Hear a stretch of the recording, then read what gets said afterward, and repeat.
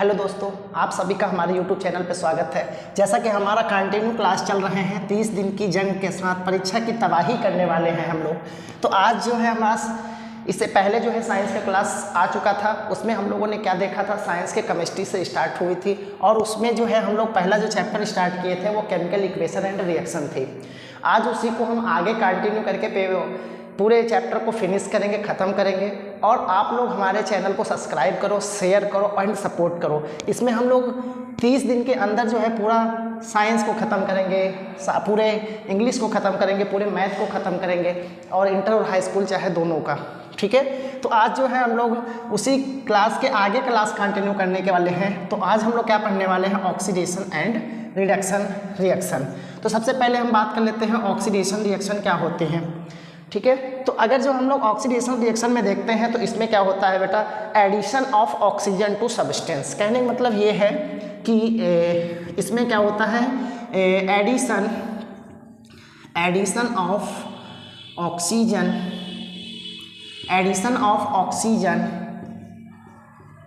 Of any substance. ठीक है, तो अगर जो कोई भी सब्सटेंस में क्या होता है, ऑक्सीजन ऐड होता है तो उसमें क्या होगा, ऑक्सीडेशन हो रहा होता है। या फिर बात कर लेते हैं रिमूवल ऑफ हाइड्रोजन। ठीक है, removal of hydrogen from a substance is called oxidation। कहने का मीन्स ये है कि ऑक्सीडेशन रिएक्शन क्या होती है, तो अगर जो किसी भी सब्सटेंस में क्या होता है कि ऑक्सीजन जो है ऐड होता है तो वो ऑक्सीडेशन रिएक्शन होती है। बेटा अगर जो हमारा हाइड्रोजन क्या होता है, रिमूव होता है फ्रॉम अ सब्सटेंस से, किसी एक सब्सटेंस से, तो वहाँ पर क्या देखने को मिलता है, वहाँ पर भी ऑक्सीडेशन रिएक्शन होती है। ठीक है, आगे अगर जो हम लोग बात कर लेते हैं रिडक्शन रिएक्शन की, किसकी, रिडक्शन रिएक्शन। ठीक है, तो रिडक्शन रिएक्शन में अगर जो हम लोग बात कर लेते हैं तो इसमें क्या होगा बेटा, इसमें जो होगा addition of hydrogen from any substance. ठीक है, तो एडिशन ऑफ एनी सब्सटेंस।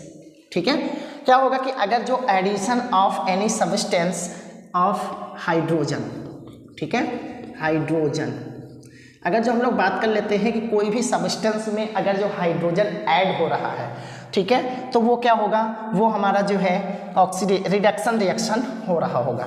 ठीक है, अगर जो हम और आगे पॉइंट की बात कर लेते हैं,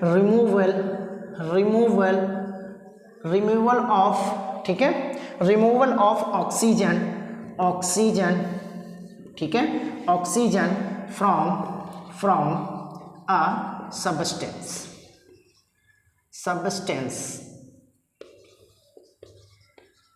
सब्सटेंस।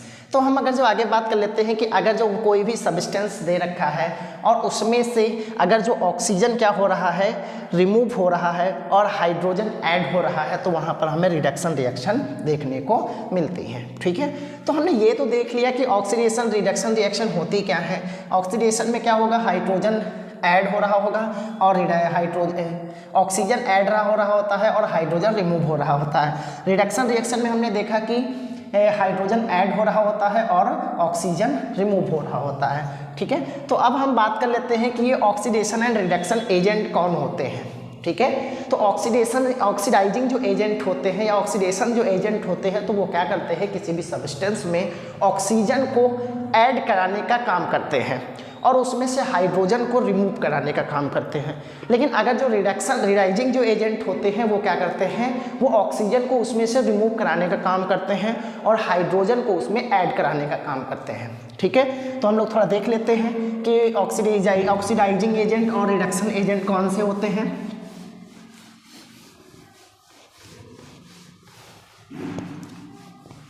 तो हम लोग क्या देखते हैं कि oxidising agent, oxidising and and reduction agent. ठीक है, तो हम लोग एक बार करके पढ़ते हैं कि पहले सबसे किसके बारे में जानेंगे कि ऑक्सीडाइजिंग एजेंट कौन से होते हैं। ठीक है, ऑक्सीडाइजिंग एजेंट। ठीक है, ऑक्सीडाइजिंग एजेंट। तो ऑक्सीडाइजिंग एजेंट का काम क्या होता है, ये क्या करते हैं, किसी भी सब्सटेंस में ऑक्सीजन किसी दूसरे सब्सटेंस से ला करके ऐड करते हैं और इसमें से हाइड्रोजन सब्सटेंस को रिमूव करके किसी दूसरे सब्सटेंस में मूव करते हैं। ठीक है, तो ये ऑक्सीडाइजिंग एजेंट का काम होता है। अभी हम लोग समझ लेंगे, आराम से अच्छे से समझेंगे। दूसरा क्या है, रिड्यूसिंग एजेंट। तो रिड्यूसिंग एजेंट का काम क्या होता है, रिड्यूसिंग एजेंट जो होते हैं तो किसी भी सब्सटेंस से जो है ऑक्सीजन को क्या करते हैं, रिमूव करके किसी दूसरे जो है सब्सटेंस में मूव कराते हैं। हम लोग ये भी कह सकते हैं कि किसी एक सब्सटेंस से ऑक्सीजन को हटा करके दूसरे कोई कंपाउंड या फिर सब्सटेंस में ऐड करते हैं जा करके, और दूसरे कंपाउंड से जो है हाइड्रोजन को ला करके इसमें ऐड करते हैं। ठीक है, तो ये हमारा क्या था, ऑक्सीडाइजिंग एजेंट और रिड्यूसिंग एजेंट। ठीक है, और अभी हम लोग आगे बात कर लेते हैं। अगला जो है रिडॉक्स रिएक्शन आता है बेटा। ठीक है, तो रिडॉक्स रिएक्शन क्या होती है, तो रिडॉक्स रिएक्शन जो होती है, ठीक है, बात कर लेते हैं कि रिडॉक्स रिएक्शन। ठीक है, तो रिडॉक्स रिएक्शन तो ये एक ऐसे रिएक्शन है जिसमें क्या होता है, हाइड्रोजन जो है कह सकते हैं ऐसी रिएक्शन जो उसमें ऑक्सीडेशन और रिडक्शन दोनों हो रहा हो। कहने का मीन्स ये है कि ऑक्सीजन जो है ऐड हो रहा हो और हाइड्रोजन रिमूव हो रहा हो। ठीक है, या फिर हाइड्रोजन ऐड हो रहा हो और ऑक्सीजन रिमूव हो रहा हो, तो ये सब्सटेंस रिएक्शन कौन सी कहलाती है बेटा, रिडॉक्स रिएक्शन कहलाती है। ठीक है, अगर जो हम एक एग्जाम्पल से देखते हैं तो कैसे समझेंगे कि ZnO। ठीक है, ZnO प्लस C, और अगर जो हम इसको हीट कर रहे हैं, ठीक है, अगर जो हम लोग इसको हीट कर रहे हैं तो बेटा क्या हो जा रहा है, ZnO अलग हो जा रहा है और प्लस CO हमें अलग देखने को मिलता है। तो यह क्या बन जाता है, यहाँ पर कार्बन मोनोऑक्साइड बन जाता है और जिंक अलग होता है बेटा।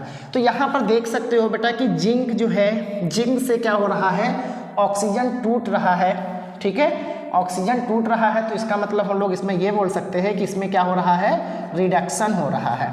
ठीक है, अगर जो हम लोग इसमें बात कर लेते हैं कि देखो क्या हो रहा है, कार्बन जो है आगे ऑक्सीजन जो है क्या हो रहा है, इसमें ऐड हो रहा है, तो इसमें क्या हो रहा है, ऑक्सीडेशन हो रहा है। ठीक है, ऑक्सीडेशन हो रहा है। तो इन जो एक ही रिएक्शन में दोनों चीज़ें देखने को मिलती हैं तो हमें क्या होता है, वो हमारी क्या कहलाती है बेटा, रिडॉक्स रिएक्शन कहलाती है। ठीक है,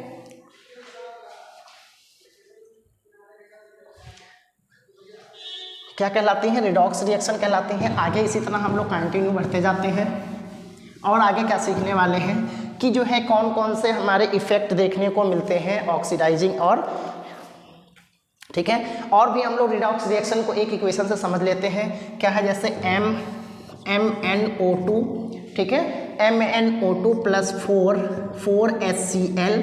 ठीक है, HCl, तो यहाँ पर बेटा क्या बन जाता है, MnCl2 और प्लस Cl2 और प्लस 2H2O। इसमें से भी हम लोग सीखेंगे कि कैसे इसमें ऑक्सीडेशन हो रहा है, कैसे जो है हमारा क्या हो रहा है कि रिडक्शन हो रहा है बेटा। तो अगर जो हम लोग MnO2 में बात कर लेते हैं तो क्या हो रहा है बेटा, MnO2 में हम लोग देख रहे हैं कि ये एक ऑक्सीजन को क्या कर रहा है, रिमूव कर रहा है, मतलब बाहर जा रही है। ठीक है, तो हम लोग इसमें देख लेते हैं क्या हो रहा है, लूजिंग, ठीक है, लॉसिंग ऑक्सीजन। ठीक है, ऑक्सीजन क्या हो रहा है, इसमें लॉसिंग हो रही है, मतलब टूट रहा है। ठीक है, from the MnCl2, from MnCl2। अब देखो यहाँ पर ऑक्सीजन टूट गया है और इसमें से क्या हो रहा है कि Cl2 मिल करके तो क्या बना रहा है, मैग्नीशियम क्लोराइड बना रहा है बेटा, और इधर क्लोरीन हो गया है और इधर वाटर बन गया है। तो हम लोग ये बोल सकते हैं कि इसमें देखो क्या हो रहा है, ऑक्सीजन टूट रहा है और किस में जा रहा है, ये ऐसे हो जा रहा है। तो इसमें हम लोग ये देख सकते हैं कि इसमें क्या हो रहा है, रिडक्शन हो रहा है। ठीक है, इसमें रिडक्शन हो रहा है। और इसमें अगर जो हम लोग बात कर लेते हैं कि इसमें देखो ऑक्सीजन आगे क्या हो जा रहा है, ऐड हो जा रहा है, तो इसमें हम लोग क्या देख रहे हैं, ऑक्सीडेशन हो रहा है बेटा, ठीक है। तो ये थी हमारी रेडॉक्स रिएक्शन, जो हम लोग क्या करते हैं एक ही डेफिनेशन में, मतलब एक ही पूरे केमिकल इक्वेशंस में हम लोग रिडक्शन रिएक्शन को हम लोग देख लिए, ठीक है। तो आगे जो हम लोग स्टार्ट करने वाले हैं वो क्या करेंगे, आगे जो हमारा टॉपिक है तो effect of oxidation in everyday life. भाई कौन से ऑक्सीडेशन रिएक्शन है जो हमें रोज की लाइफ में, मतलब डेली लाइफ में देखने को मिलते हैं, क्योंकि ऑक्सीडेशन से ही क्या होता है, कैरोजन सुना ही होगा कि लोहे में जंग लगना, या फिर फूड का रस्टिंग होना, ठीक है, फूड का जो है रेंसिडिटी होना, फूड का सड़ना, तो ये सब किसमें देखने को मिलते हैं, ये हमें ऑक्सीडेशन के इफेक्ट से ही देखने को मिलते हैं, ठीक है। तो हम लोग लिख लेते हैं, क्या लिखेंगे, effect of oxidation reaction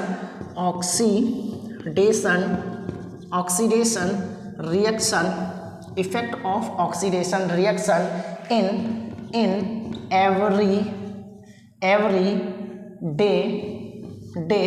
everyday life, ठीक है। एवरीडे लाइफ में जो है हमें क्या देखने को मिलता है कि इफेक्ट देखने को मिलते हैं किसके, ऑक्सीडेशन रिएक्शन के। तो इसमें जो बात कर लेते हैं कि जो मेन ऑक्सीडेशन के इफेक्ट देखने को मिलते हैं तो वो किस में देखने को मिलते हैं, जैसे कैरोजन्स हो रहा हो, आप लोगों ने नाम सुना होगा, क्या होगा, कैरोजन, ठीक है, कैरोजन, ठीक है। कैरोजन को हिंदी में क्या कहते हैं कि जंग लगना, ठीक है, जंग लगना, ठीक है। अब जंग कैसे लगती है, सपोज करो कि ये हमारा क्या है, एक लोहे का पीस है या फिर आयरन का पीस है, ठीक है। वो इस कंडीशन में है कि वहाँ पर क्या हो रहा है, इन्वायरमेंट का या फिर क्लाइमेट इफेक्ट ज़्यादा हो रहा है, क्या हो रहा है, क्लाइमेट इफेक्ट ज़्यादा हो रहा है। कहने का मतलब ये है कि वो जो है कहीं एयर और या फिर कहीं मॉइस्चर के या फिर कहीं केमिकल रिएक्शन के संपर्क में आ रहे हैं। भाई ये जो केमिकल, ये हमारा क्या था, आयरन का पीस है, ठीक है। तो ये हमारा क्या है कि एयर के संपर्क में आ रहा है, या फिर जो है ये मॉइस्चर के संपर्क में आ रहा है, या फिर इसमें कोई केमिकल डाला जा रहा है। जैसे सपोज करो कि पहले हमने क्या किया कि इसमें कुछ वाटर मिल गया, मान लिया ये भीग गया, ठीक है, फिर इसमें क्या हुआ, हीट आई, तो हीट आई, फिर उसके बाद जो है इसमें ऑब्जर्व हो गया, तो कुछ दिन के बाद ये देखने को मिलता है, क्या देखने को मिलता है कि इस पर एक जो है रेड ब्राउन कलर की जो है एक क्या हो जाती है, लेयर आ जाती है, ठीक है।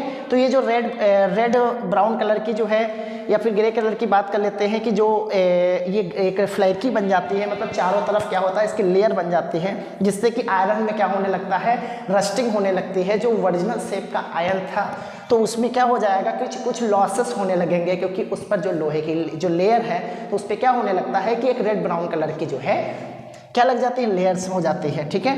तो अगर जो हम लोग इसको केमिकल के फॉर्म में, मतलब केमिकली रूप से सीखेंगे तो कैसे सीखते हैं, ठीक है। तो जैसे मान लिया यहाँ पर क्या है 4Fe, ठीक है, और ये मान लिया पहले क्या था, सॉलिड के फॉर्म में था, प्लस 3O2। मान लिया कि देखो जैसे इसमें क्या हुआ, वाटर आया, ठीक है, लिख लेते हैं क्या आया, वाटर के मान लिया X जो है मॉलिक्यूल्स आए, ठीक है। अब ये इस पर जो है पड़ा, ठीक है, उधर से ऑक्सीजन भी आई, ठीक है। जब उधर से ऑक्सीजन आई तो बेटा क्या हुआ, ठीक है, ऑक्सीजन पड़ी तो इसमें देखो क्या हो जाएगा, क्या बन जाएगा कि 2FeO3 XH2O। तो ये हमारा क्या हो गया, ये रस्टिंग ऑफ आयरन हो गया। कहने का मीन्स ये है कि इसमें जो है आयरन्स क्या हो गया, रस्ट हो गया, मतलब कैरोजन्स हो गया, जंग लग गई, ठीक है। तो मैंने क्या बताया कि जो कैरोजन्स क्या होता है कि जब कोई लोहा जो है या फिर आयरन्स जो है, ठीक है, किसके संपर्क में आता है, एयर या फिर मॉइस्चर या फिर कह सकते हैं कि कोई केमिकल्स के संपर्क में आता है तो उसमें क्या होने लगता है, एक रेड ब्राउन कलर की जो है एक लेयर लग जाती है, ठीक है, जिससे कि क्या होने लगता है कि लोहे में जो है लॉसेस होने लगते हैं, और ये लॉसेस जो है, ठीक है, लोहे को क्या कर देते हैं, आयरन को क्या कर देते हैं, वीक बना देते हैं, ठीक है, वीक बना देते हैं। और ये वीक बनने का कारण ही क्या है, इसमें कैरोजन का लगना है, मतलब जंग का लगना होता है, ठीक है। तो आगे दूसरा जो इफेक्ट हमें देखने को मिलता है वो क्या होता है बेटा, वो हमारा रेंसिडिटी होती है, ठीक है। जैसे मान लिया कि सबकी जो है फूड लिख लेते हैं, क्या है, रेंसिडिटी, ठीक है, रेनिसिडिटी होती है बेटा। अब रेनिसिडिटी क्या होती है, जैसे मान लिया कि कभी गर्मी के सीजन में देखे होंगे कि जो नाइट का फूड होता है, मतलब रात का जो खाना होता है, वो सुबह क्या होने लगता है, अनप्लीजेंट स्मेल करने लगता है, मतलब बहुत ही खराब बदबू आने लगती है। ठीक है, तो ये यहाँ पर क्या होता है, यही हमारी क्या होती है, रेनिसिडिटी होती है।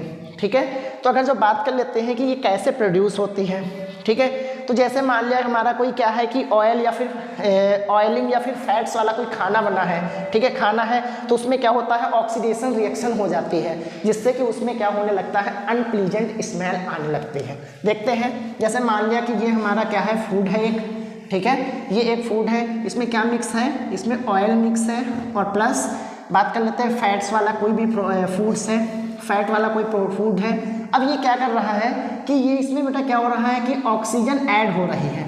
ठीक है, ऑक्सीजन क्या हो रही है, ऐड हो रही है। तो जब ऑक्सीजन ऐड हो रही है तो इसमें क्या हो रहा है, ऑक्सीडेशन हो रहा है, ऑक्सीडेशन रिएक्शन हो रही है।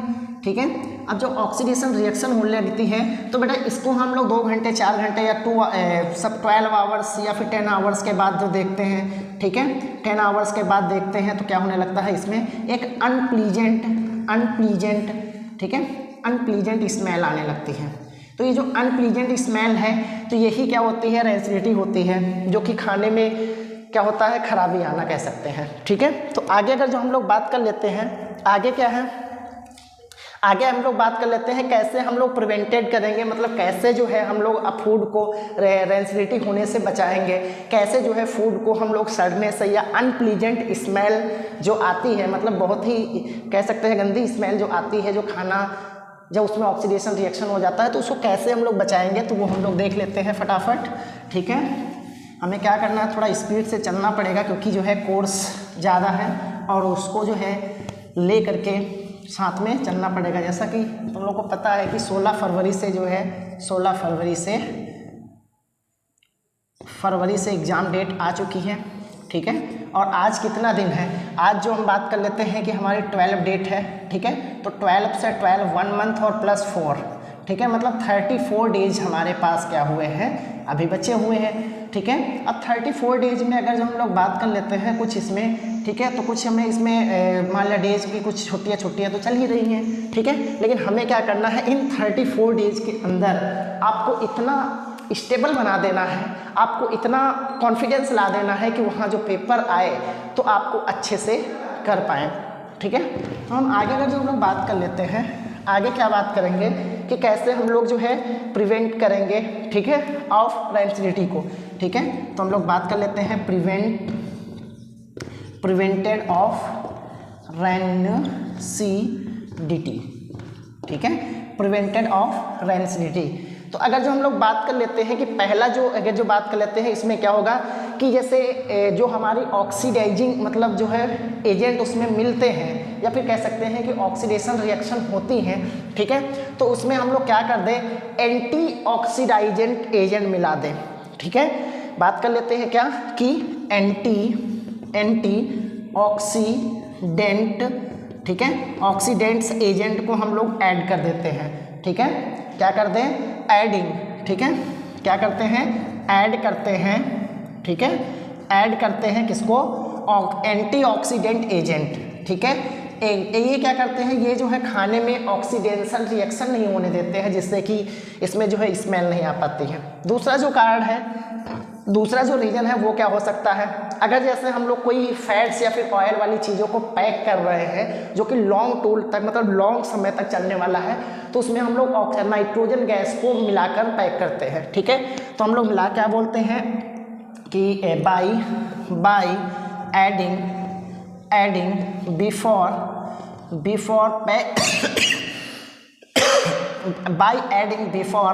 पैकिंग,